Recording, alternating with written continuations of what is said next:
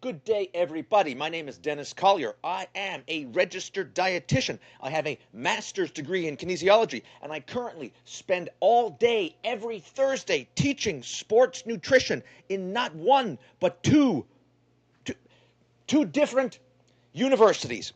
And I have run several dozen road races, including just last September, the Toronto Zoo 10K, in which I made this video documenting my training and nutrition. But a couple things about that. Number one, I'm not a particularly good runner.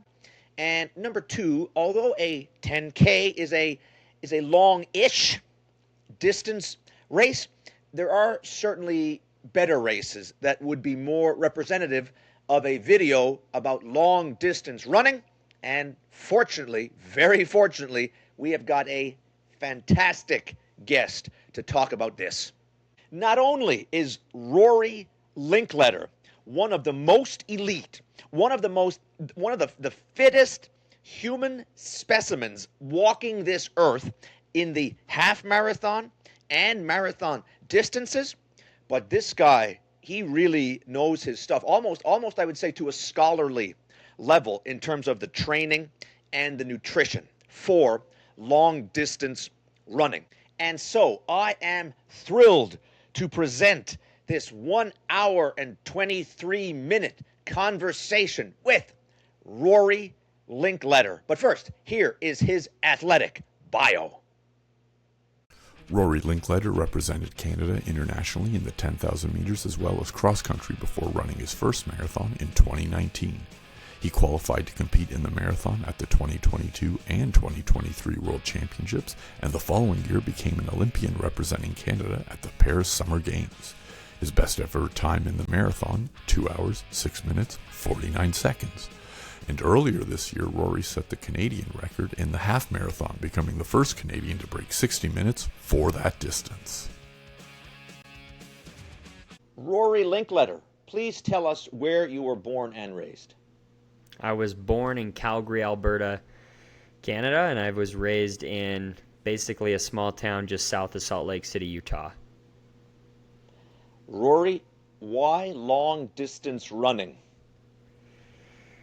The short answer would be that I was a little undersized, and all my other loves of sport earlier in life weren't going to be my long-term destiny, and I kind of fell into running by default and ended up being talented enough at it to take it one step at a time and fall in love with it slowly. And talented Rory at several distances. So just the funny stuff, the behind the scenes. And I explained to Rory quickly before we came live here how Rory, pretty much every other athlete I've ever talked to, that question works very nicely. But for you, we were debating, do we call him a marathon runner? Which he is. But that would negate then the thing we're going to talk about first, because the man just set the Canadian record in the half marathon. But like, you don't, for lack of a better term, a funny term, you don't identify a half marathoner. How do you identify? Yeah, that's a good question. I mean, I would say I call myself just a runner, and then if you wanted to get into the nitty-gritty, it's I'm a marathon runner, and I'm a long-distance runner, or I'm a road runner, because in the sport of athletics, you often emphasize the surface in which you run on. You're either a trail runner or a track runner or a road runner, and I dabble in a little bit of all long-distance running. I still do run track races occasionally, and I have aspirations to one day run trail races, but for now, I'm a long-distance road runner. There you go. Are there people out there that would identify as like, I'm a half marathon specialist? Do they exist?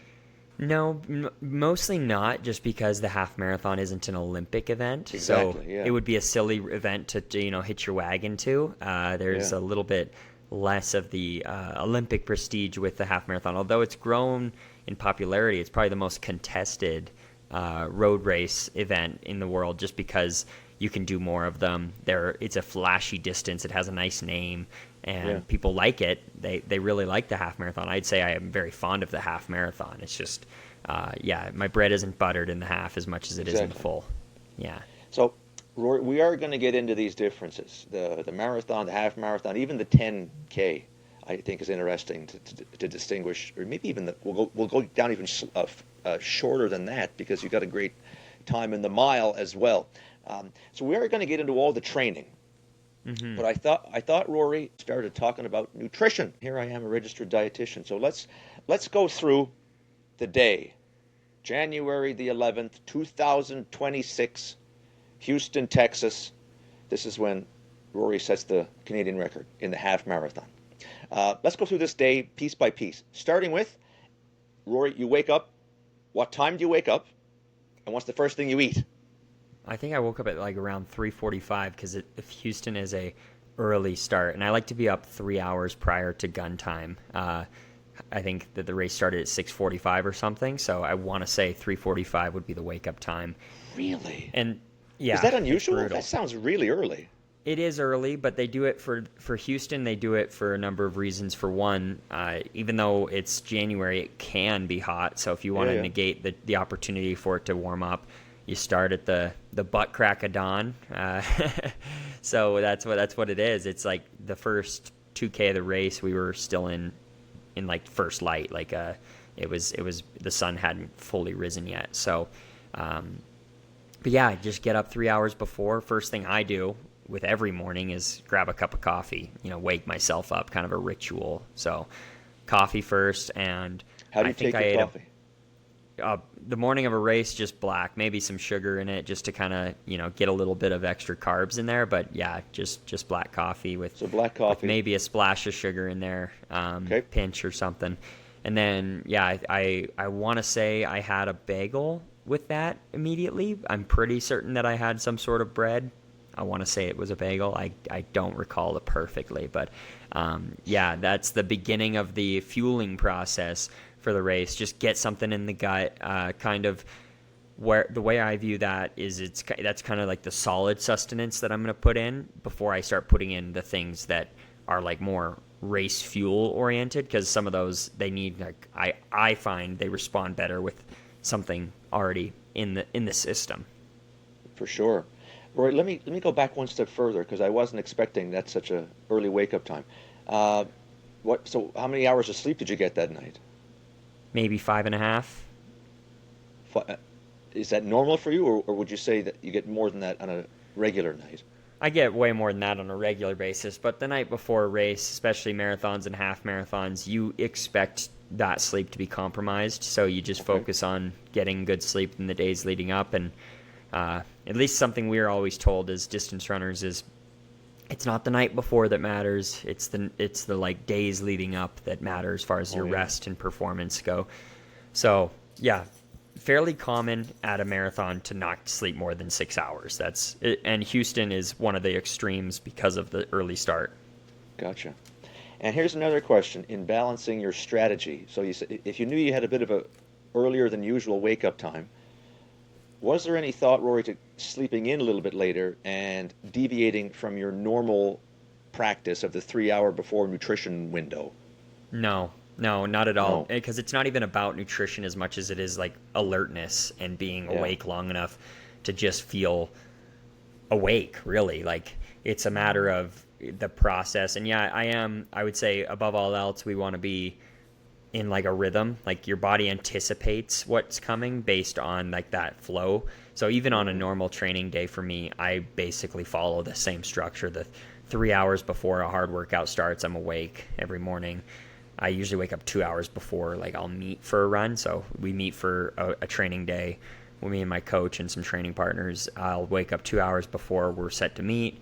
We warm up. It usually takes about an hour to be going for the hard stuff. So this is all just, almost muscle memory at this point. So we want to prime the body for what it's about to do. And so if we can duplicate as many variables in training and on race day and have them line up, then it feels normal and it takes a little bit of that edge off. So that was non-negotiable. Stick to the routine. Okay, so keep telling us. Take us through the race day, Rory, the behind-the-scenes workings of a race day. You wake up, first thing you have is the coffee and the bagel. What happens next in your sequence here to prepare for the race? Yeah. So I take a couple other things from a fueling standpoint / what pre-race performance standpoint. Nomeo being one. That's supposed to be 3 hours before. That's a broccoli sprout shot. This is like kind of a new sports science thing.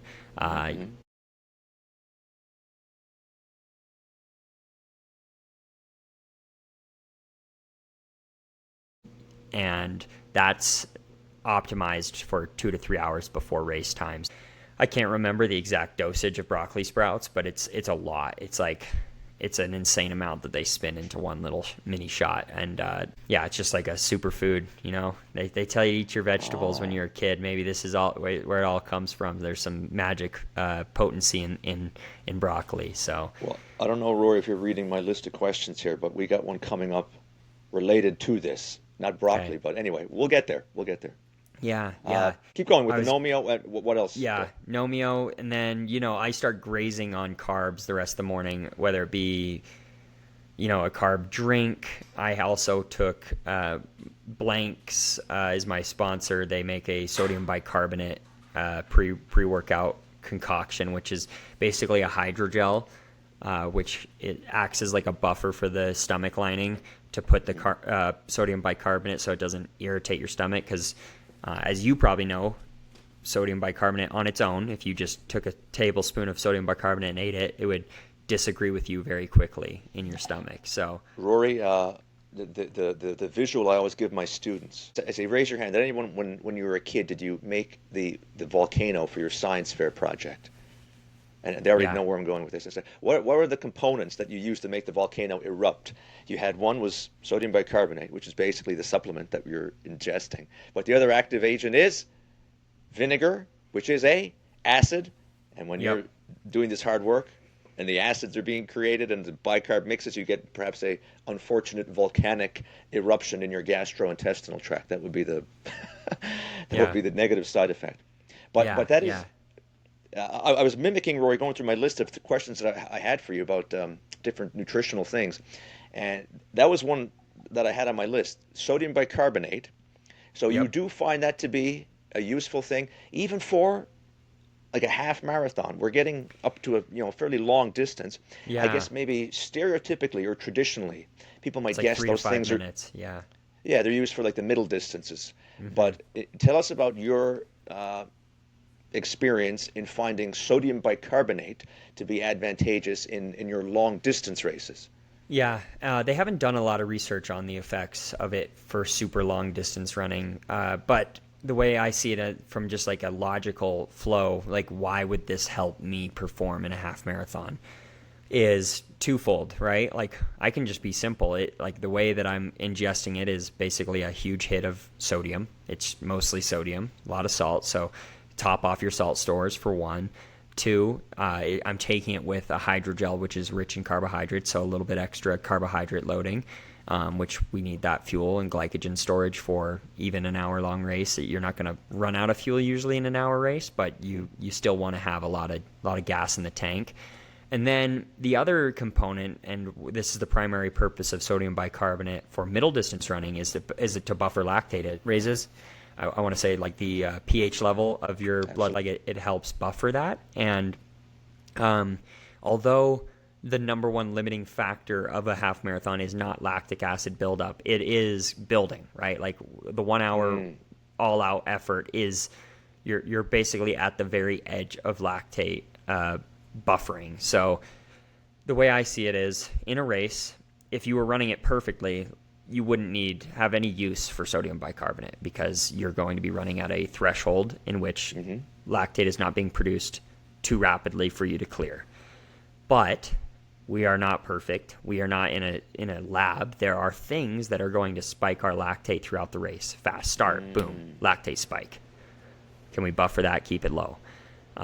Surge in the middle of the race, kick at the end of the race. Any unpredictability within the race, the way I understand it is sodium bicarbonate is in your system for a long time. So if I can have that as a tool to counteract any of these surges in lactic acid in my body, which if you've run a race, you know that those happen, regardless of the game plan. You can't prepare for everything, and there's going to be some unpredictability. So yeah, it's just it's almost like an insurance policy for all the ups and downs that you experience competing at a high level in a half marathon. I was racing at the front of this race, so I'm at the mercy of my peers in terms of pacing and such. Rory, that was a beautiful explanation of the reasons to take it. Now, let me ask you a couple questions still about sodium bicarbonate while we're here. What you just said also you would use in a full marathon as well? Because again, in theory, if you extend the race, it may be the contribution gets less of sodium bicarbonate having an important role to play, theoretically. Yep. But even in a marathon, you'd also still use the sodium bicarbonate this way?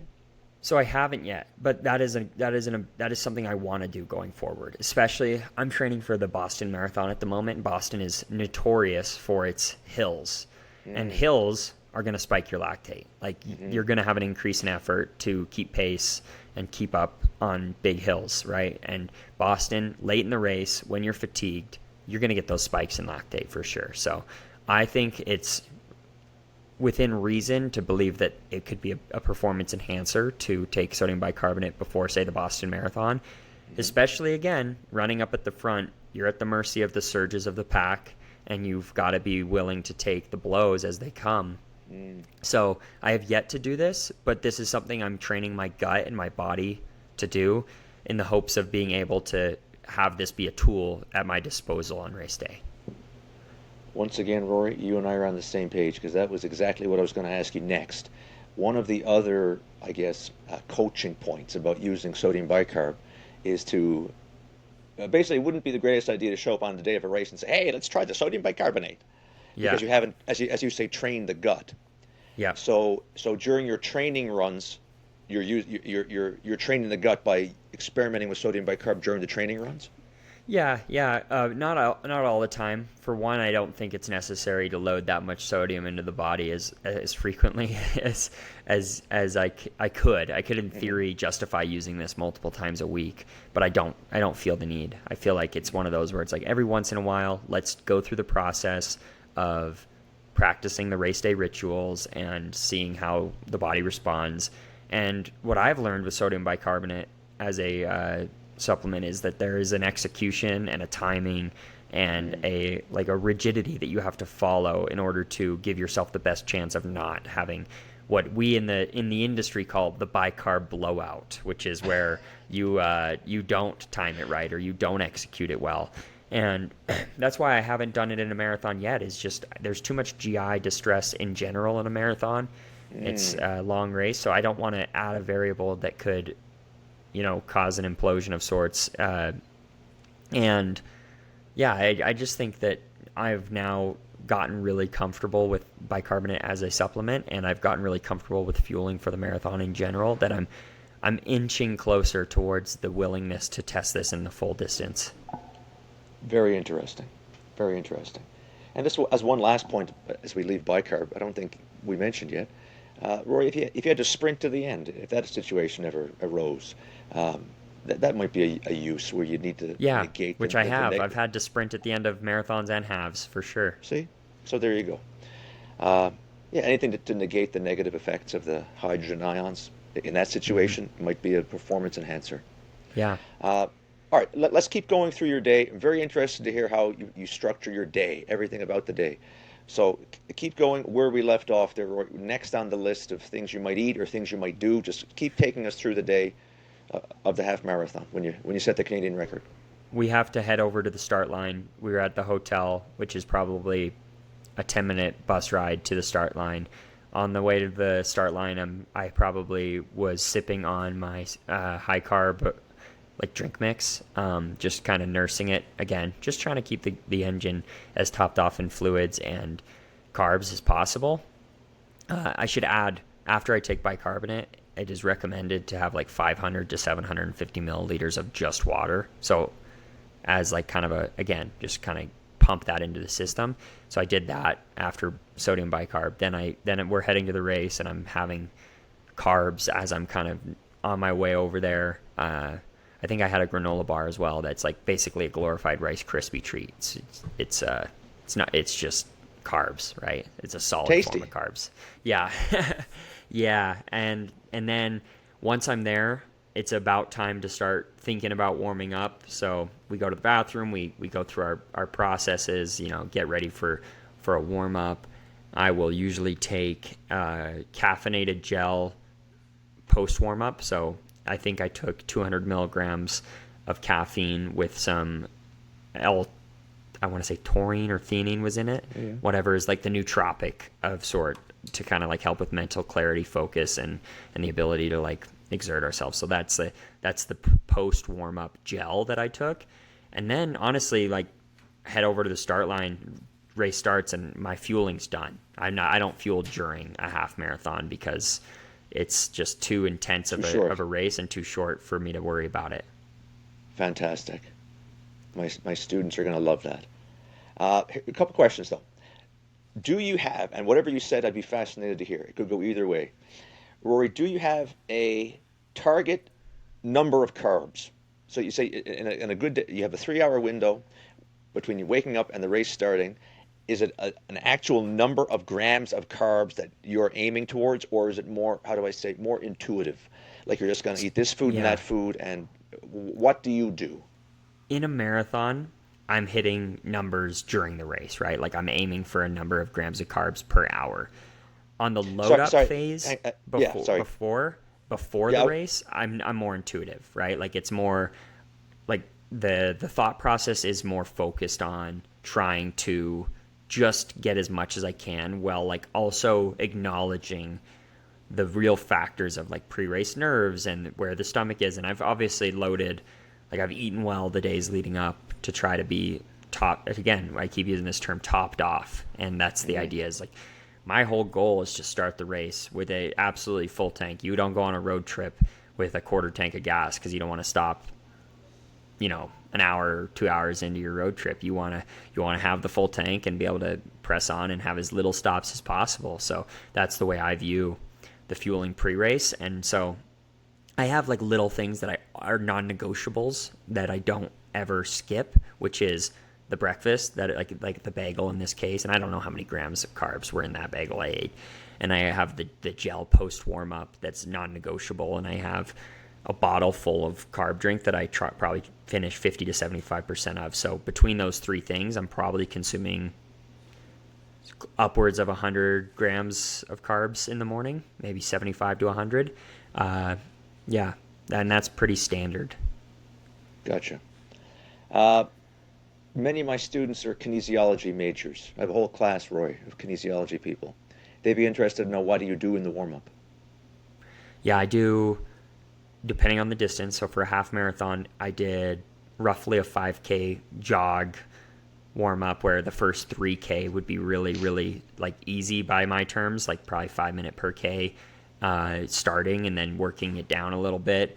I'll even do a little bit of pace work, like a 2-minute pickup at like 340 per K, just to kind of, again, wake up everything. Then I'll do some like light drills and some strides, as we call it, which is like acceleration, 60 to 80 meters, max 100 meters of distance at like 80%, just to kind of like, again, fire everything, get the neuromuscular system awake. And again, this is something I do before every hard run I do, and I've done this before every race for as long as I can remember, basically. So it's all part of priming and like getting the body ready for a state of like war, more or less, right? That's how I like to view it, is like the body knows what it's about to get itself into, and there's a lot of natural responses. So that's why we do roughly the same thing every time out. In a marathon, I would do less, just because the race is longer and I'm more worried about, I don't want to add any fatigue to the legs. Just as one hilarious point, Rory, that I do love making. You say you do a 5K for your warm-up. To the mere mortals of the world, like, that's the workout, man. Yeah. The average Joes, like, if they did a 5K, that would be the greatest thing they ever did all week. But this is just the warm-up, folks, for elite athletes like this. They burn more in the warm-up than the average Joe does in his actual workout. Anyway, Roy, let's keep. I got another great question for you. I'm fascinated to hear what your answer is. Again, whatever you said, I'd say, okay, I'll take it. But I'd love to know. Half marathon. You know, it's going to be like an hour, give or take. You don't know you're Yep. going to break the record. You don't know when you're running it's going to be sub 1 hour, but you know it's going to be Yes. roughly an hour. Yep. Rory, hydration during the half marathon. Water, yes or no? No, nothing. No intake. No intake. Zero. Yeah. People, I think people who are not in the know, Rory, they're shocked by that. Yeah. But Yeah, it's I mean, true. There's if I was nothing. training, I would take stuff like just because I have breaks, but the continuation of it, we know enough to know that if you're hydrated before, if you're fueled before, there's no really like urgent need for it in an hour long Zero. race. And Zero. if anything, there's risk. If I tried to fuel at that effort, that intensity, my body would almost reject it because it's my heart rate's so high and my effort is so high that the body's like we can't consume and digest at this effort and intensity. And that's the difference between a half marathon and a marathon. Marathon, you just dial back the intensity just a touch, and now I'm drinking and running the whole time, right? Yes. Like I'm constantly fueling in a marathon. Yes.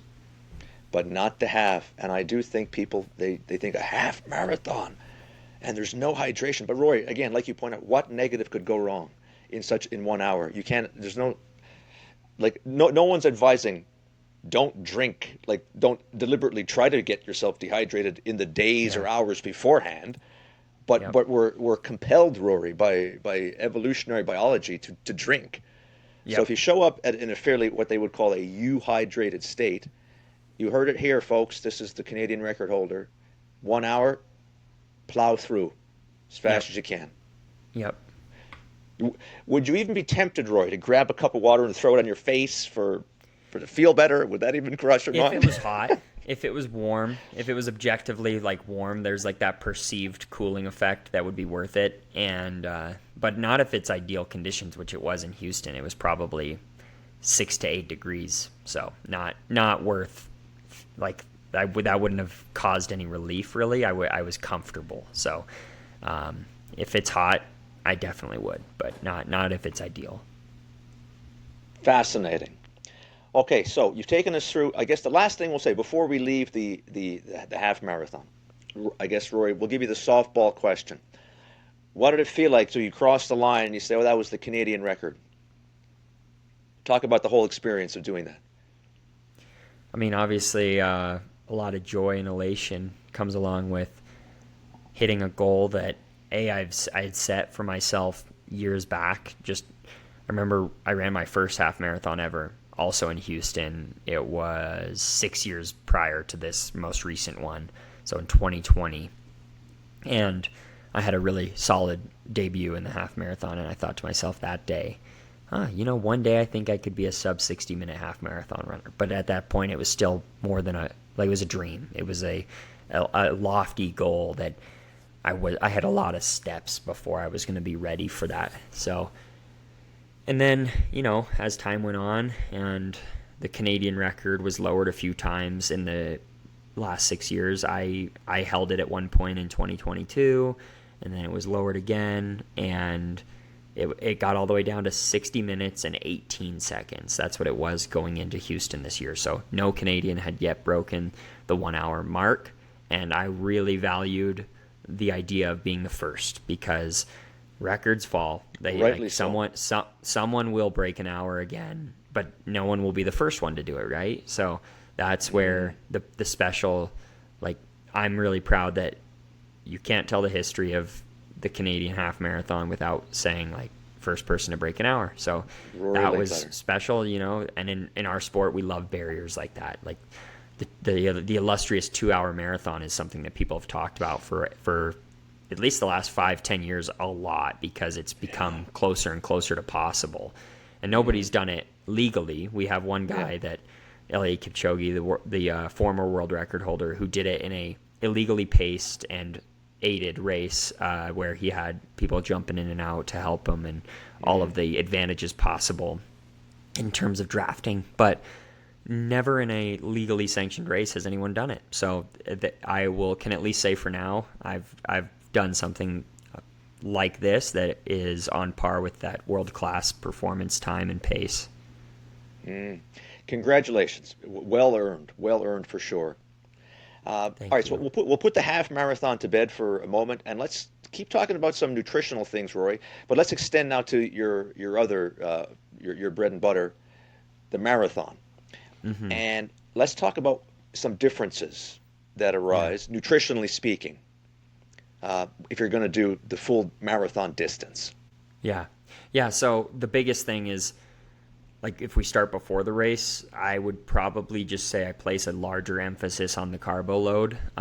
And carbo loading is one of those like hot button issues or words that people throw around, and I don't follow some like magic protocol. I just eat a lot of carbs for 2-3 days before a big event to make sure that I have as much glycogen stores as humanly possible to start the race. Again, starting the race with a full tank. That's the goal. The day before the race, I will be more careful as well on what type of food I'm eating, not just the macronutrients like carbohydrate versus protein versus fat. It's more so like, what will my stomach handle? How much fiber am I intaking? Like things that are going to, in theory, potentially derail my performance. So it's almost no sauce, no spice, nothing of any sort of like that could throw my stomach for a loop on race day. And that gets more and more serious. It's kind of a funnel approach as we get closer and closer to the race. So the dinner the night before, I basically have salted chicken and rice, right? Like throw some salt, chicken and rice, no sauce, nothing dressed up. It's boring. It's disgusting. It's just plain. And it's just that's because we're trying to go for agreeable foods and just check boxes there. Again, it's more intuitive eating. I know I'm getting enough because I eat till I can't anymore, and then I eat a little bit more.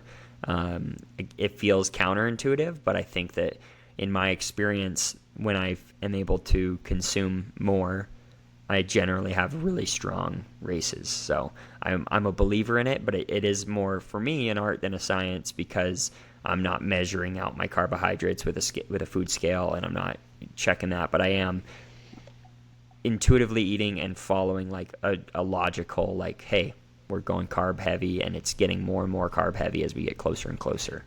Roy, let me ask you this. Like these other athletes like yourself, the elites of the elites, is that the more common practice, or are there people who are doing like the food scales? Which of the two is more common, do you think? If you had to More guess. common not to measure, but I've seen it. I've seen it measured.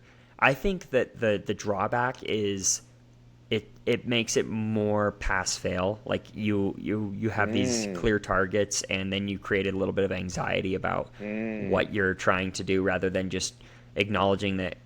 Look, I meet a lot of distance runners. We have no problem throwing it back. We can eat with the best of them. So our training and our lifestyle leads to us usually being very, very high calorie rich diet people.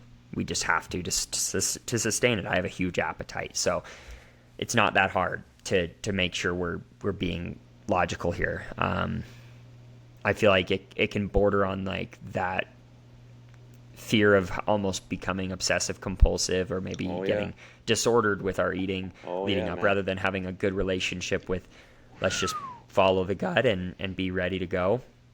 And yeah, I'd say that's probably like 80-90% of the runners are in my boat, where it's more calculated based on feel. I've never seen a Kenyan or an Ethiopian, the two strongest running nations in the world. I've never seen them whip out a food scale. I've seen a few North Americans and Europeans do it.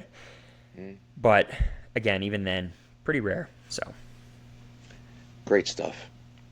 Okay, let's talk about during the marathon. Now, you said you plow through the half. That's not exactly the case with the full distance. Let's talk first. We'll talk about hydration and I guess nutrition separately. Talk about the nutrition first, Roy. Maybe. yeah. Do you have a plan going into the marathon distance is what it is? Do you have goals in this setting? Like I'm going to try to get this many carbs per this number of minutes, or is that also more loose? It's way more rigid. And Once the race starts, way more rigid. Yes. I will try to do, again, a lot of these are condition based, and strategically Yes. based decisions. Yes. So if I know, hey, the first half of this race is easier than the second half, the temperature's this, then that's going to influence every decision I make, because we know under heat stress, our body starts to act differently. We know under like stress of course conditions like hills and whatnot, like our bodies are going to act differently. We're going to burn at different rates. My general rule, though, in a marathon is front load as much as we can. So the way I understand it, again, and this is more intuitive than, no one's physically like showed me the evidence of this, but I can consume and digest food better in the first half, or fuel better, because it's not really Makes food. sense. It's sugar and whatnot, Yeah, glorified glucose, maltodextrin, fructose, whatever it is. I will front load quite a bit. So usually I aim for 100 grams of carbs per hour. That's like the golden number for me, the way I understand Is it. that yeah, now? Would you Go say ahead. that's normal for again insight into other people you know? Is that like It's a rough. can, That's like the new age gold standard is the 100 mm, per hour. But most people haven't gotten there yet. It's hard. no? That's a difficult number to I was aim going to say, for Roy, in that running. is yeah, that's a lot. And again, talk about the role of the gut, which has come up here fairly often, which maybe Yeah. there's a reason for that. Like if you Hmm. think you're going to roll out of bed and eat 100 grams of carbs in an hour, uh, while you're running at a extremely high intensity, think again. Yeah. Like you got to train your gut to handle that many carbs. But you said for you personally, we're speaking to you personally.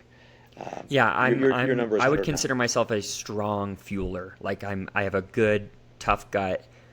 I generally do really well. If I have issues, it's usually like later in the race. I feel like I'm like burping things up. Like it's more like it's not settling. That's why I front load it, really, to be honest, because earlier in the race, that's not even a thought. So I front load for that reason as well. And yeah, so I'll do like 120 grams the first hour of a marathon, and then 70 to 90 the second hour. And the way we do this, and this is pretty standard practice across every marathon you do in the world, there might be very small variations depending on logistics of the course, but every 5K we're taking in something. We have elite hydration fueling stations at most elite marathons. So Cool. for example, at the Olympics or the Boston Marathon, they'll have tables out at the 5K mark. You'll know which table number you are, which position on the table you are. You run by, you swoop, grab your bottle. You're drinking carbs / electrolytes or fuel of some sort. Some people just do water in their bottle, and then they rely heavily on gels, because gels, it's a lot easier to be like, okay, this gel has 30 grams of carbs in it, and I'm gonna just squeeze it out like toothpaste, and just empty the bag, so to speak. But a lot of other people prefer the drinks, because it's a battle of what your stomach handles better, and some people's stomachs handle gels better, some handle it in a liquid form better, and I'm more 50-50 split. I like to kind of alternate, because the way I view it is gels are easier, but sometimes the drink feels better. Like it's almost like I'm like enjoying it more. Gels are very like, it's like cut dry, get it in. This helps. I don't enjoy it, but It's simply fuel. It's gone. Yeah. Whereas the drink can sometimes have more of like a refreshing effect. Especially if you have a tasty drink, which nowadays the technology and these companies are making awesome products that some of them taste amazing. So you can look forward to a root beer flavored carb drink at 25K, and that'll be kind of that carrot dangling. Oh, I know in my 25K bottle I put root beer flavored carb drink, and that'll be exciting. So yeah, I think it's a good balance of those two. And obviously we're sweating, and conditions will shift my focus of fluid versus gel. If it's hotter, I want more fluids to replace loss of in sweat, and if it's more close to ideal temperatures, I will be less worried about that factor. But still, always taking in fluid, just because it's better to be safe than sorry there. You also mentioned, Rory, how the temperature and the conditions influence what you're going to do. Does the external factors influence the nutrition component less than it influences the hydration component? It will influence both a little bit, but I'd say less than the hydration component. The hydration component, I would say I weigh more heavily with condition. So if I find out my marathon's going to be warmer, I'm just going to be way more focused on, oh, well, I need to have at least some electrolytes out there. It can't just be, water and sugar. I need to make sure I'm replacing a little bit of electrolytes that I'll be losing in the sweat. I've run a few global championships in the summer. So summer marathons, I totally shift my focus more to fluid replacement than I do carbohydrates. Again, carbs are still high, but I'm really worried about cramping late in the race or too much loss of fluid and too much loss of electrolytes in my body. So that I ran a world championship in Budapest one year where the start of the race, it was 28 degrees, and by the end it was 35. So, wow. And about 80 to 90% humidity. That was a game of cooling and hydrating during the race. That was as important as pacing. That was as important as anything else. It was, wow, how do I keep myself cool and how do I replace enough fluids to give myself a chance to finish strong? And people were dropping like flies that day. It was crazy. Goodness. Wow. One last comment, Roy, about the whole idea of nutrition for the marathon. And I thought as you were speaking, it came to me this way to kind of conceptualize how you're saying during the race is when you see, now we're going to have a more focused, specific plan, but you very, very rightly, I think, point out how, leading up to the race, it's a more loose approach to have a healthier relationship with food. And that makes perfect sense to me, I think, Rory. For example, how many marathons do you run in a year, give or take? At most 3. That's what 3. I've done the last 2 years. So, yeah. So that's 6 hours, folks, out of the man's life that you say, yeah, okay, for these 6 hours, I'm a running machine. And never mind about healthy relationship with food. That's on pause for now. Because you mentioned these gels, Rory, like they're disgusting. Whatever. It's 2 hours. I'm trying to win this freaking thing. Yeah. So you park it all for 3 times a year, 6 hours and a bit. Yep. But for the overwhelming majority of your time, we can't be doing that all the time, and it's a much healthier way to be, I think. Yeah, and when I'm in the thick of marathon training versus when I'm in like a recovery phase of training or a ramp up phase, my fueling is always changing, right? Like there's different training, like fueling needs based on where I'm at in my training block as well. Like, and my relationship with food should shift a little bit. I have in my younger years been more about like, oh, I need to eat healthy because I need to be a high performance athlete. And I think a lot of that is fluff and myth and like more people trying to control as much as they can control. I've gotten a lot better at just saying like, you know what, I just need to make sure I'm not in a calorie deficit and I'm training really hard. I eat candy, I drink pop. Whatever I can to stay on top of the caloric deficit. I am so more focused on that component now, and I will tell you, the injuries I see in marathon runners are, I can almost, if I looked at a marathon runner and I looked at when they got injured or what their injury is, and we like dissected their weeks or days or months leading up to that injury, it's almost always because they were in a deficit for too long or something. These runners are amazing athletes. It's not about whether or not their body can handle the load. I know if I'm fueling enough, I can train as hard as my body and my mind will physically let me. But I have to make sure I'm fueling enough, because if I go into a deficit for 1 day, 2 day, 3 days straight, now we're talking about everything's at risk. We're at high alert. Like my body's going to stop repairing muscle and it's going to start surviving, and then boom, I'm injured. So. You know what I say, Rory, for people like you? Like, it is difficult for you to eat too much. Yeah. Like, if you set out to eat too much. I try. It's a goal, honestly. In marathon training, it's a goal. Well, you'd have to try.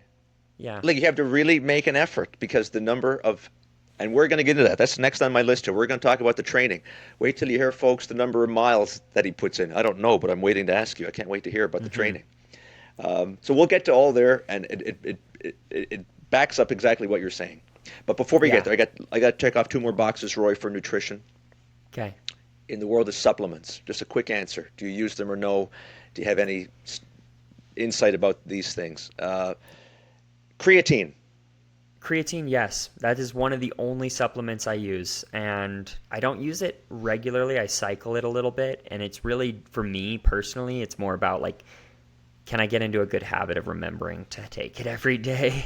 It's like, I think it's good. I think there's too much research that I've seen, and I'm not reading peer-reviewed articles about creatine, but I'm talking to smart people that tell me creatine's really good for you. It's good for your mental focus and clarity, and it's good for your muscle function. So I'm like, I need both of those things, so I guess I'll sign up for this simple supplement. So Roy, probably the thing I'll add about the creatine is that there might have been a few years ago, maybe, when like a marathoner, they'd say, probably not for you. Like it's more of a sprint athlete type yeah, thing. But in recent years, for reasons you mentioned, it does a bunch of other things, seemingly, yeah, like yeah. the mental component being one of them that you mentioned. So I'm not surprised to hear you say that that was one that you Yeah. have experimented with. And I would say the myth of, oh, but you'll have water retention and feel bloated. Like there's like a little bit of like this, like you'll feel bloated, you'll like put on mass. It's like, dude, I can't put on mass. I can't do that. That my body doesn't put on mass while I'm training for a marathon. So I'm not worried about that. Wait till you hear how many miles a week he runs. Okay, we did mention caffeine a little bit already. So Yes. you coffee, and even you said in a supplement form you take the caffeine as well, right? Yeah, a lot of these gels will be Yeah. like you can alternate, and I do. I basically pick 2 or 3 parts in the race where I'm going to top off my caffeine. And the reason why I do caffeine, not because I'm like, oh, I'm tired, I need a pick me up. I mean, that is kind of the case, but the way I understand it, again, I'm not a sports scientist. I'm not a sports nutritionist. I just hear good information and I say, that sounds nice. I'll anecdotally confirm this and ride with it. And for me, it's and you can speak on this more, is the perceived exertion that caffeine helps you diminish your perceived exertion. So I'll take it strategically for later in the race, and I'll say, okay, when is this race about to get really hard for me? Usually around 25K in the marathon. And that's when I'm like, caffeine gel, boom, let's give me 100 milligrams straight to the head. Let's delay this perceived exertion rate that I have right now and help me focus a little bit more and do the things that caffeine, we know it does, right? 100%. And Rory, to that, I'll add, like there's a possibility of a bit of a placebo effect when people talk about like my coffee. Like just the smell and the aroma, it all makes me feel good. But I'm saying there's a difference in caffeine and coffee, first of all. And you are quite right. There's, Rory, neurotransmitters in the brain, man, are impacted by caffeine. It's not a placebo. This stuff makes you feel good. Yeah. And if you feel good and, oh, I'm going to keep running hard. Every endurance athlete I know, doesn't matter if you're a marathon or triathlete, caffeine is a very big, real part of their life. And I would say I teeter on the edge of over caffeine consumption. I have 2 cups of coffee a day and often some sort of other form of caffeine just to get through the training. Well then I'm way over, Rory, if that's the case, and I'm not burning off what you're burning off. Last one on the list here, and I think we may have touched on this. I'm going to leave out. We had a great discussion of sodium bicarb. Do you ever take beetroot juice, Rory? And if the answer is no, I'm wondering. I got to do some research. This broccoli thing. I wonder, is there nitrate in the broccoli supplement that is mimicking what beetroot juice offers? But anyway, the popular supplement in fairly recent. The nitric oxide ability of beetroot, and that I would say I've done it and I don't do it. And here's why. The reason why is because acidity. Acidity is like the thing that I've noticed the few times I've dabbled in the beetroot juice, I've found my acid reflux to be worse. And I've had a few bad experiences, and I'm just like, between the coffee I'm consuming before, I don't need the extra acidity of this. Like coffee nerves plus beetroot, it's just super acidic. And I don't respond well GI wise. So it's one of those where it's like, I'd love to take it because I've heard good things and there's a lot of good reasons to take it. It's just the risks and the rewards have yet to balance in the favor of beetroot juice for me. Well, Rory, I think we're going to leave the topic of nutrition on a very, very important note, which you've brought up several times, which I'll summarize by saying we got to remember that we're all human beings. Yep. You're not a laboratory machine, and there's individual nuances to all these things, and that is an important consideration for sure. Yeah. Yeah. For sure. Let's start talking about training. We haven't Okay. even, my goodness, Roy, haven't even started talking about the training yet. We could talk all day, man. Before we talk about okay, we're going to get into the physical stuff. Okay, that was the nutrition. Let's talk about the physical stuff, which also I'm fascinated by. Here's how I want to start talking about the physical training. Let's go back in your history, okay? When you spoke a little bit about this, about your start in what we'll call long distance running. But let's, Rory, pinpoint if you can, or maybe tell the story if you can, of the point when you realize, you know what I should do is be a marathon runner, as opposed to, Rory, a 10K runner. Because, just to share, if you look at Rory's best 10K time, you might see that time, Rory, at the Olympics, right? It's not. Yeah. It's not. You could even go down further, which I find this so interesting. What distance suits the individual? That's what I'm getting at, Rory. Yeah. You've run a 4-minute mile. Yep. Yep. Just under 3:59. That counts. Yeah. That all counts. Yeah. So talk about the process of you choosing the distance. Yeah, I could give you like a physiological reason. Oh, I'd love it. An emotional reason, and I could give you a financial reason. Do you want all of them? That is, yeah. we got to do all three. Yeah, That is yes. fantastic. So physiologically, Physiologically is the least interesting, but let's go Yeah, with that it is. first. It absolutely is. I think, for one, I have a really high training capacity, and the marathon just gives you a lot of, and like it gives you a big boost on like how hard can I train. You talk to an 800 runner, it's not about how hard they can train. It's about how optimized they can be. It's very controlled. It's very like there's a lot of nuance in their training. For me, it's such a simple formula. More is more. How much can I handle? How much can I do and still feel good and still produce, good results and stay healthy and all this stuff and I just have a very, very high training capacity, and that is a superpower in this event. Did you just make up that line off the top of your head? Because that sounds like a one for the ages of marathon running. More is more. More is more. That's a very common saying. Is it? Amongst okay. amongst us, I didn't know that, marathoners. but more but is for more. sure, yeah. Yeah. Okay, so that's the physiological reason. Yep. You said the mental reason? The emotional reason, mental reason is the marathon drew me in, from a captivated by the event. I think that they're so dramatic, they're so exciting. There's so much prestige in the marathon. It has its own name that isn't the distance, right? Like marathon isn't an actual. It's a made up thing, right? Like we decided it was 42.195K. Yeah. It's the most random thing in the world. But it has history, it has prestige. There's some of the longest standing, most well-esteemed organized races in the world are marathons. And it's just this fascination with this distance and what it does to the human body. Because there's longer races, there's faster races. Why is the marathon important? And it's important because it's the perfect mix, in my mind, of speed and endurance. It is the true test of both of those. Running 100 miles and an ultra marathon is an incredible feat, but you diminish the speed component. Running a 1500 is insane. It's a really cool, fast race, but you diminish the endurance component. I find that the marathon is a very, very nice blend of those two things. Well, that is a fantastic answer. And let me just piggyback on this. You're talking about the speed component. Again, I think the average Joe, Rory, does not realize how fast marathon runners are running.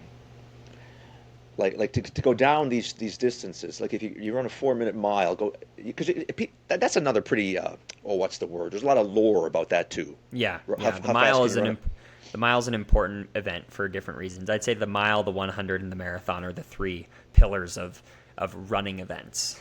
Right, and with the mile, Rory, probably the average Joe has some kind of they can probably conceptualize that better, the best of the three. Because Yeah. you could say to someone, run a mile and see how fast you go, and it is going to be the average Joe is so much beyond, so much slower than to run it in 4 minutes. Yeah. Like it's you're running very, very fast in the marathon, I think is an important point, Rory. Yeah, And my you spoke marathon pace is almost exactly 20K per hour. I've run a 206.49, 3 minutes per kilometer. Extrapolate that, it's 20K per hour. So that's a good way to round it out for like layman's terms, I guess. Yeah. I may as well throw in my story here very quickly. My story, which I tell my class every year, is my personal best 1K time, Rory. Yeah. And this is after me like training for 3 months. Like I'm trying my best. And it just so happens that my best time in the 1K happened to be equal roughly to the female record in the marathon, Canadian female record in the marathon. Her pace per 42. Okay? Yeah. So the way I visualize it to my students, okay, two things happen. We're both going the same. And Denis is looking pretty good. Like he's going at, like he's neck and neck with the female record holder. But two different things happen at the 1K mark. You stop, One is they keep going. not just stop, I collapse, Yeah. right? In a heap. Like I'm like in a wretched pile on the side. And she does it for 2 hours and 41. 20 more minutes. Yeah. Yeah. Mind-boggling. Anyway, Roy, I'm talking too much. The financial component, that's an interesting thing too. And a few other athletes have talked about this, so don't feel bad. Don't hold back. Yeah. Whatever you find, No, whatever you have to say is interesting. I think it's important to say. I think it's not a lot of people understand the finances of the sport of running because It is important. It's not the NHL, it's not the Yep. NFL, not the NBA. It's different. It's going to be a completely different world in the way we make our money, in the way there's no public announcement of, hey, Rory just signed a 5-year extension with Puma for X amount of dollars, right? Like we don't have that. So, but the marathon, because brands and, or I guess, yeah, brands really value the mass participation component, the allure of the event. Sure. There tends to be more money put in that bucket, right? Like the brands care more about the marathon. Makes Generally sense. speaking, Puma, Nike, Adidas, whoever they are more willing to pay a marathoner than, say, a 3K steeplechaser, because the average person doesn't know what a 3K steeplechase is, but most average people do know what a marathon is. And it's becoming far more popular for people to run marathons. So from the other side, you go to a track race, it's an amateur event. There's rarely like a money component in a track race. There might be prize money at some of the bigger meets. In Europe, it's obviously more prominently a professionalized event. They have full stands full of concessions, people paying to be there, whatever, right? So there's that exists. But in marathoning, you can have 50,000 people signing up, paying $200 just to get a bib. They pay $500 for all their gear that they're there with. They pay $1,000 for a hotel, $1,500 for flights. They go through an expo center where 50 sponsors are putting on front and center things for people to buy, things for people to try. There's just money in the marathon. People care about it. People do it. People do it for a number of reasons, but there's just a lot more happening and things. So that just makes it more profitable for the athletes. And this is my full-time job. I am a professional marathon runner. So the financial component is important to me. I need to be able to make a living. I got 2 kids, third on the way, just trying to pay a mortgage and do what I got to do. So I didn't know third was on the way. Congratulations. Thanks. But Rory, makes all the sense in the world. It makes all the sense in the world. But let's talk about the training, okay? How you get to be the elite at both of these distances. And maybe here's what I'm going to be open by saying. I'd like you to talk about training for both, the half and the full marathon. I'm going to open my question by saying, so the half marathon, which we spent the bulk of our beginning of the conversation talking about, did you alter your training, Rory, specifically for that? Or is the half marathon, like, it's just a thing that you're doing in the training for the full? Yeah, that's a good question. And depending on the time of my training, and the length I am out from a marathon. Sometimes the answer is one, sometimes the answer is the other, Okay. right? I will say, when I'm in my best marathon shape, I'm usually also in my best half marathon shape. But not that the inverse is not true. Being in the best half marathon shape does not Clearly. mean I'm in the best Clearly. marathon shape. So Yeah. when I'm standing on the start line of a marathon, if you told me run a half, I would run a good half. But if you Yeah. put me on the start line of a half and told me run Yeah. a marathon, might not make it. There's a couple things Which that again speaks to the allure of the marathon. yeah, yeah. So there's a little new, like very subtle differences to the non-competitive runner. It looks like it looks very similar on the surface. It's a lot of running. It's a lot of pace work at race pace. It's a lot of just time on feet. But the differences are, how far is my long run? How much is my weekly mileage going to be? And those differences are, again, subtle to the average person, but to me, that like next 10%, 20% increase in volume and in long runs, that makes all the difference for the two disciplines. So are you saying then, okay, let's go back in time here, January the 11th of this Yep. year in Houston. So had you reduced the mileage for the purposes of getting real fast for the half? No. Well, I mean, I hadn't hit peak mileage yet. So I still am working towards my peak marathon volume. I'm training for the Boston Marathon right now. We are just about 2 months out from that, and this next 6 weeks will be the peak of my volume intensive training. And so before Houston, I had done good volume, about 175K a week for a month or two, and Well, some you just said lowers. the magic number. Yeah. Well, what was the number? 175. Yeah, about 175K would have been my peak, maybe 180 before Houston, and that's reduced from my marathon training volume. And that's reduced, Rory. Yeah, marathon training, I will try to consistently run 200K a week with the occasional 210, 220 per week. So, and I'm always pushing those numbers, right? Like more is more. Like I said, it's not a question of if I can run. It's not a question of should I run more. It's could I run more, right? Like, is it going to be beneficial? That was the magic number I was waiting to hear, and that is your number. Let's put this in context too, Rory. How many guys in Canada are running that much? In the nation of Canada, how many? Maybe three, maybe Three, four. 3 or 4 human beings in this country are running that amount of kilometers. You're a kilometers guy, also. I can do both. I'm bilingual. I can speak imperial or metric, so whatever you prefer. The answer is 3 or 4 guys are doing that. And let's add this, for the sake of interest. They're all guys, too. Is that right, Rory? Males. Yeah, I would say the top women, like Melindy Elmore, for example, I think she runs right around 180K a week at her peak, maybe 200. She's probably touched that. I haven't done a deep dive.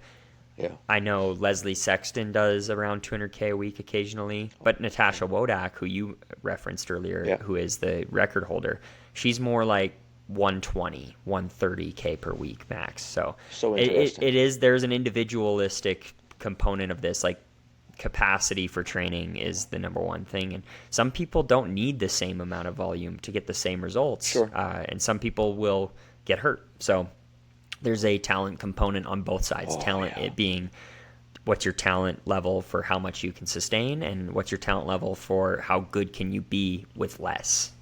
Yeah. Again, let's for context. I don't know if you know the answer. If you were to guess, how many guys in Ethiopia and Kenya are doing that mileage? 100, 200. Crazy, eh? Yeah. Yeah. And Rory, maybe that's more. interesting. Maybe more, honestly. Yeah. We don't know as much about what they're doing. Here's why I think that's so interesting. There's clearly an urge or a tendency, a temptation, Rory, to say, how come they're so good? Oh, it's genetic. And here's my answer to that.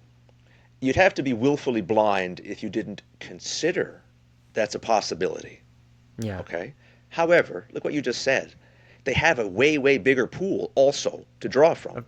Yes, absolutely. Absolutely. I know. So, like, I'm drawing a lot of inspiration right now in my current training block from the current, I'd say he's currently the best marathoner in the world. His name's John Career. He's from Kenya, and he posts all of his runs on Strava, which is where a lot of professional runners post, but not a lot of Kenyans do. But he does, and I really appreciate that he does that, because we get a little peek behind the curtain of what's going on. And yeah, he's running 230 to 240K a week in 6 days. He takes a day off every week, and that's crazy. Like, if you want to like narrow your bucket of people doing crazy stuff. So what's crazy about that? I mean, most of us use all 7 days of the week to accumulate our volume. Taking one whole day out of the equation and resting every week is like, I took a day off today as we're speaking. Who does this dude think he is? Yeah. Taking a day off. Yeah. I mean, that's honestly, like, it speaks to A, how hard he's willing to work on a day-to-day basis, and B, you know, his confidence. And like, there's a lot of neurotic distance runners that refuse to take a day off because, oh, but that's one day less to get better. And, you know, I said more is more. Rory, yeah. I didn't know that either, that it's a 7-day process. I guess one of my other questions I was going to get you to do is, if you were to try to put together, I know it's hard to do, like a weekly snapshot of what the training looks like. I know it varies from, let's say, I don't know, during your peak. Yep. Okay, how do you fit all those? Let's do that. If you could give us some insight into what a week in the life looks like during a peak mileage block. Yeah, so I'll start on a Monday. Mondays are generally an easy day. This is just volume. It's easy for you, relative. Yes. We call easy days, recovery days, is just running without purpose, right? Like running. They would kill volume. a normal man, but yeah. It's our version of a jog, and so like last Monday I did 3 runs, which was I did 10K in the morning, 20K in the midday, 10K in the evening, so 40K on Monday. And then on Tuesday I did, this is kind of pretty common these days, double threshold. So in the morning I did, I think, 12K of threshold with a 5K warm-up, 3K cool-down. So do quick math there, 20K-ish, probably 21, 22K total on the morning. And then in the PM, I did another 8K of threshold work with again, 3-4K warm-up, 2K cool-down, another 35K day, let's call it, 32 to 35K day. So Monday, Tuesday, I've already stacked about 75K on the week. Wednesday, another easy day, but Wednesday for me is a deliberate easy day. I do what's called a medium long run, which is a little bit more than my normal recovery run, but a little less than a long run. So I did an hour and 45 minutes of easy running. It was about 25K in the morning, and then I shook out, I call it a shakeout, 8K shakeout in the PM. So that was another 33K day. Can I ask are you using anything objective to judge whether it's medium, or you said on Monday it's all easy? Like, are you... When I say medium, I meant medium in length. That's to me medium in length, not medium in intensity. So it was easy in intensity. I got you. So we'll go back to my question would still remain then. In the times when you're lowering the intensity, are you just doing it like mentally, I'm just going to run easier, or are you monitoring heart rate or lactate even? Are you doing that? I take that data. I have the data. I wear a heart rate monitor. I wear a watch, but it's all intuitive for that. It is. Mm-hmm. I can look at it after and be like, yep, that was easy. But it really is something that if I wanted to, if I had enough fuel, I could do it all day. It's not. Yeah. I'm not pushing myself. I'm moving my body. It's active recovery. Mm-hmm. And so for me, that's roughly 430 per K for those runs on average. And it's good to note that I'm doing these on like rolling hill terrain, dirt roads at 2,000 meters above sea level. And again, for context, 430 per K is way faster than I could hope to run. I could do that, Rory, for, I don't know, maybe 2 or 3K, and then I'm done. But like for you, that's easy. So I find It's so interesting. Conversational pace is what we call it. Not for me. Not for me, man. But Yeah. it's very interesting, like the super fit humans of the world. Anyway, I'm interrupting, which I apologize. No, you're good. Keep walking through your week. So I think you left off on Yeah. Wednesday. Yeah. Thursday would be another recovery day before Friday session. This would look similar to Monday, maybe a little bit less, because as the week builds, I generally build in fatigue. So I almost front load every week a little bit. So that might be only 25 to 30K of easy running volume. And then Friday would be another intensity day. If I did threshold on Tuesday, it might be more race-specific pace work. Say I was getting ready for the Houston half, it might be something like 3x5K at half marathon pace with 3 to 5 minutes rest between, with a 5K warm-up, 4K cool down or something. And then Saturday would be my ultimate recovery day because, again, fatigue's building throughout the week. Saturday would be maybe one singular run. I call it an active recovery day, 10K to 15K maybe. And then Sunday would be long run day, which would be, if I'm training for a half marathon, maybe 30 to 34K. If I'm training for a marathon, maybe 32 to 40K. Just a different window and approach. You would get as high as 40K. Yeah. Is that a thing that people don't? How do I phrase this? Don't go over distance. Yeah. Is that a thing? Some people do. I see it as a high risk, low reward thing to do in training, because what I've learned and what anecdotally I think a lot of people understand is your risk for injury is the highest the more fatigued you are while you're running, right? So if I break up my runs in smaller bite-sized pieces, if I go exclusively 40K for someone like myself, that's probably not going to move the needle on the injury risk. But if I run a 50K long run, an over marathon distance run, my body in that last 10K is at its highest susceptibility for soft tissue damage, right? Because it's just breaking down, and we're doing everything in our power to just keep, because our body doesn't know we're training. It thinks it's life or death, right? Like for the most part, we like there's like this component of if he's running, we're gonna do whatever it takes to keep this moving, and so that's where we maybe have a muscle that is getting overworked or a tendon that is getting strained because it's under more pressure than it's ready for. So the way I see it, 50K run looks nice on Strava, doesn't actually have the benefit that the risk is associated with it. Well, Rory, what can I say?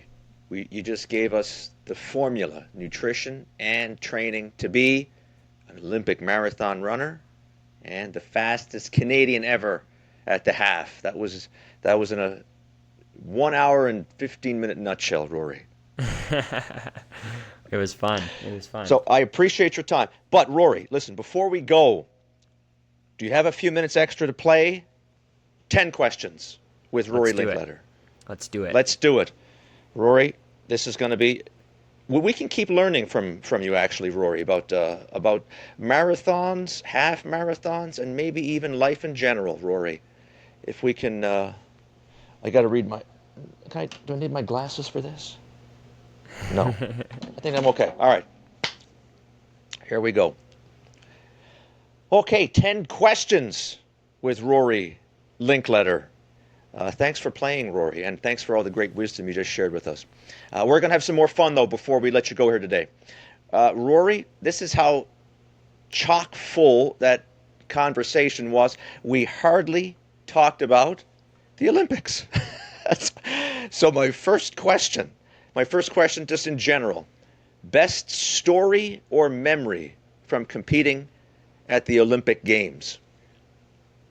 I would say, honestly, like the arrival at the Olympic Village and like feeling that, like just that moment of, okay, I've arrived, I'm here. I made my first Olympic team, and at the beginning of my journey as an athlete, that was one of the main objectives that I wanted to, check off the bucket list. So, yeah, just the arrival, just being there, just having that experience.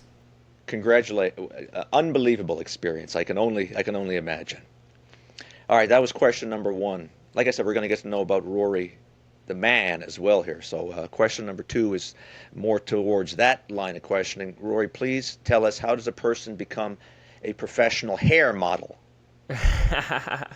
Well, you get lucky and you get good hair DNA, genetics or whatever, I suppose. And then you also do stuff like cut your hair into a mullet and grow it out crazy so that people talk about it.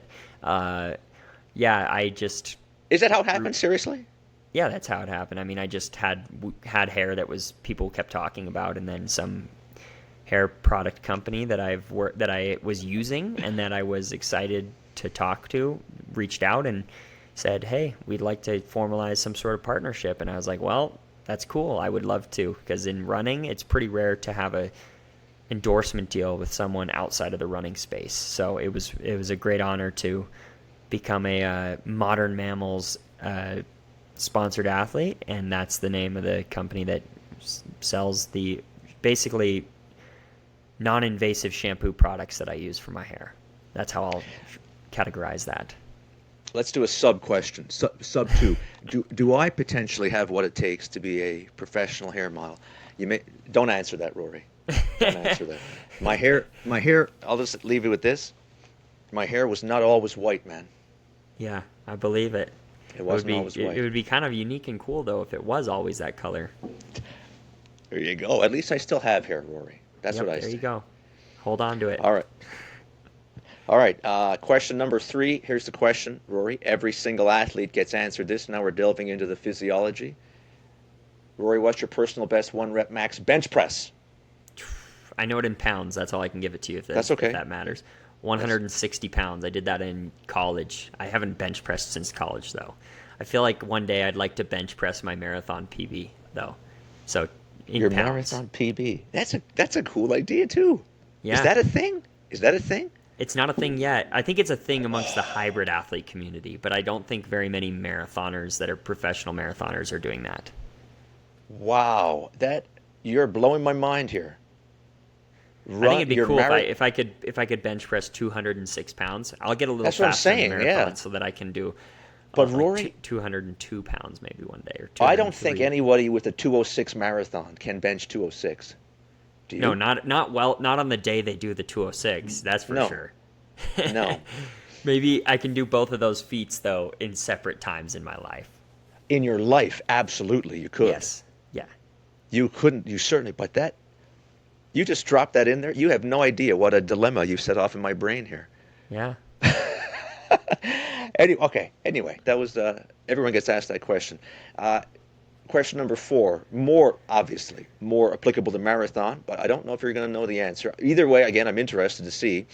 Do you know, Rory, your personal best VO2 max? I don't. I have no clue. So, Rory, here, just again for context, the last girl I asked this to was an Olympic biathlete, and she had no idea either. I can tell you what my terrible watch algorithm might predict, but I don't even know where to find that on here. Usually these things have predictors for that, so I would guess it's somewhere around 80, if I had to guess. But this is, I guess what I'm putting together here is, like, it's not information that you need. No, it wouldn't inform any decisions I would make. Wouldn't inform any decisions you make, and really, you don't care even, really, Rory, because if you cared, you'd know. Yeah. Right? It's probably pretty high, though. I can say that obviously. Confidently. Definitely pretty high. Okay, this is some more fun stuff. Rory, question number 5. Who would win a fight, 1 gorilla versus 100 men? 1 gorilla. I've actually talked about this a lot. The only way 100 men win is if their life depends on it and all their loved ones' lives depend on it and they have collective agreement to, like, sell out for it. Rory, listen, you think I'm just making up foolish questions here? I'm not. I'm picking these for a reason. And you've really surprised me, maybe for the final time in our conversation. I was sure you were going to say the 100 men. And you know why I thought you were going to say that, Rory? Because I thought you were going to say the gorilla. This is related to your thing, Rory, your sport. The gorilla would get tired. Yeah, well, I mean, it would, but I don't think 100 men would want to actually do what it would take without a weapon to kill a gorilla.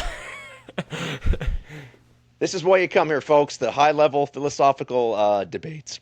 Yeah. Okay, more. Oh, this is also very high level, Rory. Percent number six. Question number six.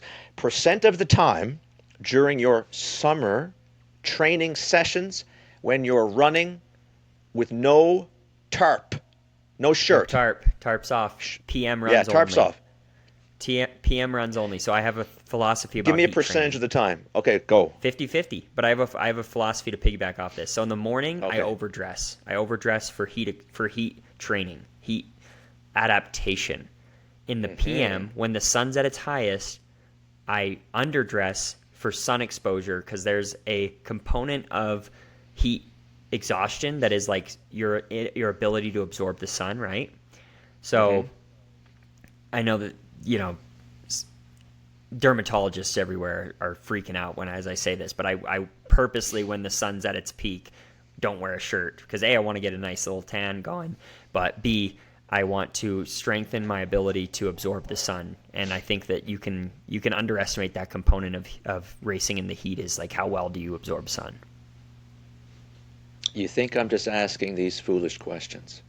Even these questions have strategical implication to long distance running. This is why we're coming to you, Rory, for these kind of pieces of advice. And by the way, you never even mentioned maybe synthesize a bit of vitamin D. Yeah, well, that's important too. That's an important thing for all athletes, but especially I think endurance runners with bone health risk. There you go. All right. Next question, Rory. What is your favorite tattoo? My favorite tattoo is the next one. No, I'm just kidding. It's probably my Olympic rings right here. Good answer. Good answer. Yeah, Oh, did we see it there? I couldn't see. Oh, here. There we go. the the the 5 Olympic rings. There you go. There we go. All right. Question. We're at question number 8, I think. Strangest thing, strangest story or thing that ever happened to you on a training run. Keep in mind here, while I give you a second to think, you shared with us the preposterous number of kilometers that you have run. Think about the hours that this guy has spent. Rory, there's got to be something weird that's happened to you. The weirdest thing that ever happened out on a training run. I would say the weirdest things all happen to be negative, so I hate to do this. Like, I've been hit by a car once, not terribly. Really? That's pretty bad. Really? I've Sorry had to hear people that. throw drink out the window at me, like thinking it's funny. Really? That's pretty bad. This was when I was in high school, though. Like, I mean, and again, it was probably a high school kid that did it to me. And then the other is I've seen a dog get hit by a car, and that was pretty traumatizing and terrible and strange. So those are the ones that come to mind. Wow. Off the jump, but nothing like. I mean, I'm sure I've seen a lot of crazy stuff on runs, but those are the ones that come to mind. Those are good ones. Rory, this is not about me, but I'm just going to add again. I can't help myself. One time when I was running, Rory, I was attacked by a Canada goose. I feel like that's very possible and likely if you encroach on their space. They're aggressive animals. I did encroach on his space by accident. Hit me in the back of the head, 2 stitches. Anyway, I won't tell the story. Anyway, let's keep going. All right, we only have 2 questions left, Laura, and these are both very, very good ones. You mentioned you're having your 3rd kid is on the way. Your oldest is not very old either, I don't think. We'll So be I was 5 going to this summer. 5. Okay, I was just going to give best advice for anyone about to become a dad. Just acknowledge your lack of control. I think that's an important general. I think parents want to be perfect. They want to, they think about how idealistic their philosophy is of how they want to raise kids. You know, they have experience of being a kid. They have the criticism of their own parents. But you have to acknowledge that when this kid comes into this world, it's its own being, and that you do not have control over this kid. This kid is its own person. So you're going to have to let go and realize that it's not in your hands, entirely at least. Great, great advice. And the 10th and final question, this is a good way to finish our fantastic Rory conversation. If you were just to leave us with maybe the best life lesson that could be extracted from the great sport of long distance running, what would you say? Best life lesson that can be extracted from long distance running. I think patience, just patience. Good things take time. If you want to start a business, you're not going to be a Fortune 500 company overnight. If you want to be a Olympic marathoner, you're not going to do that on your first couple of weeks on the path towards that. That takes a long time. I've been doing this for more than half of my life now. I started when I was 13 years old. I'll be 30 this summer, so this is a long-term pursuit for me, and I think that to be great at anything, you have to give it time. So, yeah. Wonderful. A long time you've been practicing the discipline, Rory, and it's certainly been worthwhile for you. Just set the Canadian record in the half marathon. Last Olympics represented this country in the marathon, and very likely, right, Rory, the next time around, the Summer Olympics, back there again. That's the goal for sure. Unfinished business. Absolutely. And Rory, look, after this, I'll be cheering for you doubly after you taking the time to speak with me about your great career here this evening. So thank you for that, Rory. Thank you. Appreciate it. And I am going to conclude in the way that I always conclude, by saying, let's go Canada. Support Canadian athletes. There we go. Thank you.